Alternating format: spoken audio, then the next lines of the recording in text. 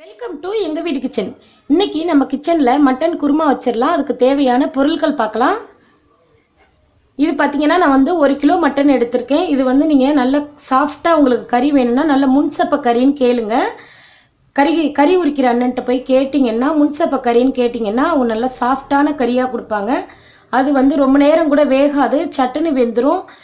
கறி எடுத்து சாப்பிட்றதுக்கும் ரொம்ப சாஃப்டாகவும் இருக்கும், நல்ல டேஸ்ட்டாகவும் இருக்கும். அதனால் நீங்கள் முன்சப்ப கறின்னு கேட்டு கறி உரிக்கிற அண்ணன்ட்ட கேட்டு வாங்கினீங்கன்னா இந்த மாதிரி நல்லா சாஃப்டாக கொடுப்பாங்க. இது வந்து 1 கிலோ கறி வந்து இதுக்கு தேவையான தக்காளி வெங்காயம் பார்த்துடலாம். நான் வந்து 4 தக்காளி பழம் எடுத்திருக்கேன், 4 வெங்காயம் எடுத்திருக்கேன். சின்ன வெங்காயம் போட்டுக்கலாம், பெரிய வெங்காயமும் சேர்த்துக்கலாம், நல்லாயிருக்கும். ஒரு துண்டு இந்த பாருங்கள், இந்த அளவுக்கு வந்து இஞ்சி எடுத்திருக்கேன், 4 பச்சை மிளகாய் எடுத்திருக்கேன், ஒரு கைப்பிடி வந்து பூண்டு எடுத்திருக்கேன். இது தாளிக்கிறதுக்கு வெந்தயம் எடுத்திருக்கேன், 1 ஸ்பூன் வெந்தயம், 2 பட்டை, 3 ஏலக்காய், 1 கிராம்பு, அரை முடி தேங்காய் எடுத்துக்கோங்க. இது வந்து மசாலா அரைக்கிறதுக்கு நான் ஆல்ரெடி வந்து நாங்கள் மல்லித்தூளில் வந்து எல்லா ஜாமானும் சேர்த்து தான் அரைச்சிருப்போம். அது மல்லித்தூள் வீடியோ நான் உங்களுக்கு அப்லோட் பண்ணுறேன். இது பார்த்திங்கன்னா இந்த அளவுக்கு வந்து பொட்டுக்கடலை எடுத்துக்கோங்க, முந்திரி எடுத்துக்கோங்க, இந்த 1/4 டீஸ்பூன் வந்து மிளகுத்தூள் இருந்தால் எடுத்துக்கோங்க, இல்லைனா இந்த மாதிரி மிளகு இருந்தாலும் எடுத்து நம்ம அரைக்கையில் தேங்காய் கூட சேர்த்துக்கலாம்.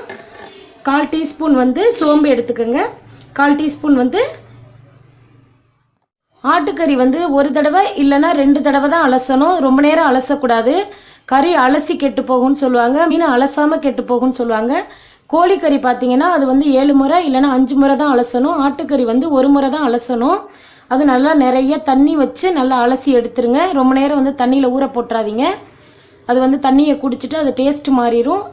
இந்த மாதிரி நிறைய தண்ணி வச்சுட்டு இந்த மாதிரி டக்குன்னு இதை வந்து அலசி எடுத்துடணும்.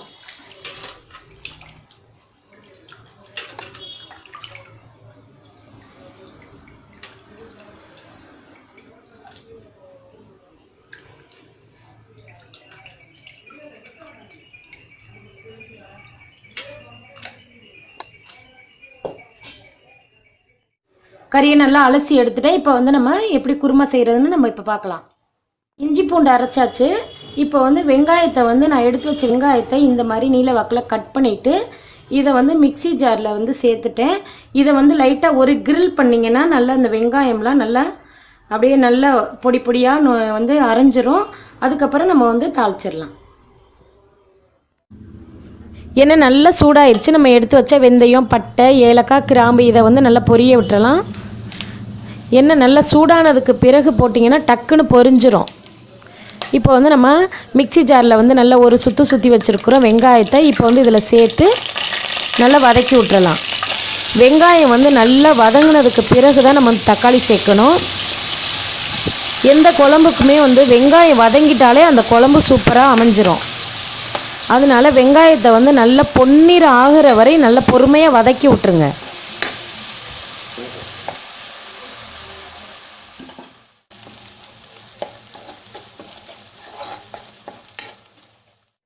வெங்காயம் நல்லா வதங்கிருச்சு, கோல்டன் ப்ரௌன் ஆயிடுச்சு. இப்போ வந்து தக்காளி, பச்சை மிளகாய், இஞ்சி பூண்டு இதெல்லாம் சேர்த்து இஞ்சி பூண்டு பேஸ்ட்டு வந்து நீங்கள் சேர்க்கையில் சட்டுன்னு வந்து கரிஞ்சிரும். கவனமாக வதக்குங்க. தேவையான அளவு சால்ட்டு சேர்த்து இப்போவே வந்து நல்லா வதக்கி விட்ருங்க. தக்காளி, பச்சை மிளகாய் இதெல்லாம் நல்லா வதங்கணும். அதுக்கப்புறம் வந்து நம்ம மட்டனை சேர்க்கலாம். 2 ஸ்பூன் மிளகாத்தூளும் 1/4 டீஸ்பூன் மஞ்சத்தூளும் போட்டு இதை நல்லா வதக்கி விட்டுறலாம். இது எண்ணெய் பிரிஞ்சு மேலே வர்ற வரையும் பொறுமையாக வதக்கி விட்ருங்க. வெங்காயம் தக்காளி நல்லா வதங்கிருச்சு, எண்ணெய் பிரிஞ்சு மேலே வந்துருச்சு. இப்போ வந்து நம்ம எடுத்து வச்ச மட்டனை சேர்த்துக்கலாம். சேர்த்துக்கிட்டு இதை நல்லா அந்த மட்டனில் உள்ள தண்ணி எல்லாம் வத்துற வரையும் நல்லா வதக்கி விட்ருங்க. மட்டனில் உள்ள தண்ணி வந்து வற்றாமல் நம்ம வந்து தண்ணி சேர்த்துட்டோம்னா குழம்பு வந்து டேஸ்ட்டு கொடுக்காது, அந்த மட்டனோடைய அந்த ருசியும் கிடைக்காது. இது கண்டிப்பாக இதை நீங்கள் வந்து ஃபாலோ பண்ணிங்கன்னா மட்டன் குழம்பு வந்து ரொம்ப ரொம்ப டேஸ்ட்டாக இருக்கும். நீங்கள் வந்து மட்டனில் உள்ள தண்ணி வத்துற வரையும் பொறுமையாக வதக்கி விட்ருங்க.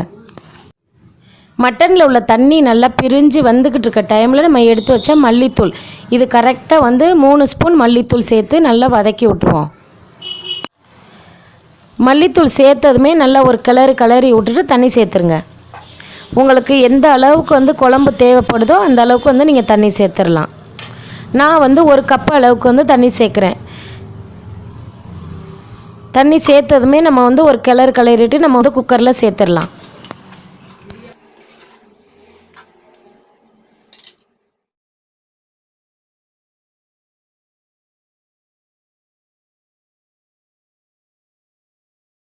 மட்டன் நல்லா விசில் வந்துக்கிட்டு இருக்கு. 2 விசில் விட்டால் போதும். இப்போ வந்து நம்ம தேங்காய், இது வந்து அரை மூடி தேங்காய் கூட நம்ம எடுத்து வச்ச இதெல்லாம் மசாலாலாம் சேர்த்து இதில் வந்து நல்லா பேஸ்ட்டாக அரைச்சிடணும். மட்டன் எடுத்து பாருங்கள், நல்லா சாஃப்டாக வெந்துருச்சு. வெந்ததுக்கு பிறகு நம்ம வந்து அரைச்ச அந்த தேங்காய் விழுதையும் சேர்த்து ஒரு கிளறிட்டு ஒரு நிமிஷத்துக்கு மட்டும் சிம்மில் வச்சுட்டு அதுக்கப்புறம் வந்து நம்ம ஸ்டவ்வை ஆஃப் பண்ணி மூடி வச்சிடலாம். அவ்வளோதான். மட்டன் குருமா வந்து ரொம்ப சூப்பராக, ரொம்ப எளிமையான முறையில் வந்து செஞ்சிட்டோம். ரொம்ப சூப்பரான, ரொம்ப எளிமையான முறையில் வந்து குருமா ரெடி பண்ணிட்டோம்.